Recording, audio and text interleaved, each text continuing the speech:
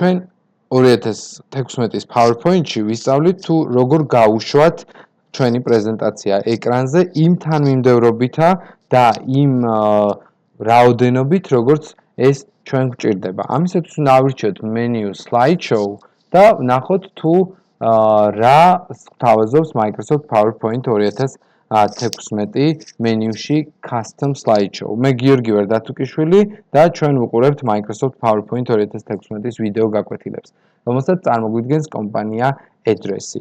Custom Slideshow ავირჩიოთ, დავიჭეროთ ბრძანებას Custom Show და გამოსულ ეკრანზე ჩვენ ვნახავთ, რომ გვაქვს შესაძლებლობა ბრძანება New. მოკლედ, რადგან ჩვენ ვიცით, რომ აუდიტორია, რომელთანაც ჩვენ მივდივართ და პრეზენტაცია უნდა ჩავატაროთ, არიან ქალბატონები და არ არიან მამაკაცები, მათ არ აინტერესებთ მაგალითად მამაკაცის ტანსაცმელები, ამ შემთხვევაში ჩვენ უნდა გამოვრიცხოთ ბრენდი Selio. მოდით დავარქვათ პრეზენტაციას სახელად ქალები.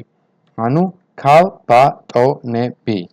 და მოვნიშნოთ ჩვენი სლაიდები. მაგალითად ავირჩიოთ Address-ი, კომპანიის შესახებ, ბრენდები, ლოგოები, მისამართები და კომპანია ETAMI. რამდენიმე ფოტოსურათით. შემდეგ გადავიდეთ კომპანიაზე, რომელსაც ქვია დავუშვათ Gary Weber-ი, რამდენიმე ფოტოსურათით. ასევე გადავიდეთ Orsay-ზე, რამდენიმე ფოტოსურათით. შემდეგ კვლავ პრომოდი რამდენიმე ფოტოსურათით და გამოვტოვოთ უნდა აუცილებლად Selio. აი როგორც ხედავთ, Selio-ის ნაწილი გამოტოვებულია. დავაწვევით Ads, გვექნება ბრძანება, ხო, ბოლო სლაიდიც უნდა ჩავამატოთ, ანუ დამამთავრებელი, 2 სლაიდი და გვაქვს ბრძანება OK. ამ შემთხვევაში ჩვენ მივიღეთ პრეზენტაცია ქალბატონები. გავაკეთოთ კიდევ ერთი პრეზენტაცია მამაკაცები კომპანიის შესახებ, ბრენდები, ლოგოები, მისამართები და უკვე ავირჩიოთ ბრძანება, რომელსაც ქვია მამაკაცები. ანუ Selio, შემდეგ რამდენიმე ფოტოსურათი მამაკაცების პრეზენტაციაზე, ავირჩიოთ ბოლო 2 სლაიდი, დავაწვეთ Add ბრძანება და OK. მოკლედ ჩვენ გვაქვს ორი ტიპის სახელის დარქმევისთვის editing-ში, დამოვიწყდა რომ ამეწერა მამაკაცები.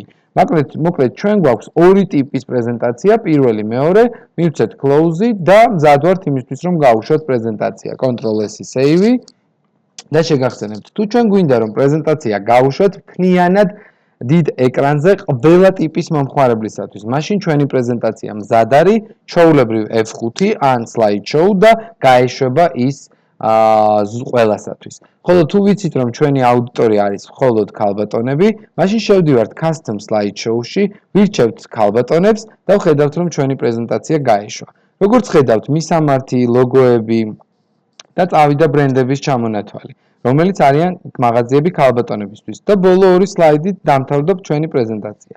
ხოლო თუ ჩვენი აუდიტორია არის მამაკაცები, მაშინ გაეშვა პირველი სლაიდი კომპანიის შესახებ, ბრენდები, ლოგოები და მისამართები და უკვე კოლექციას კი წარმოგვიდგენს მაღაზიათან Selio.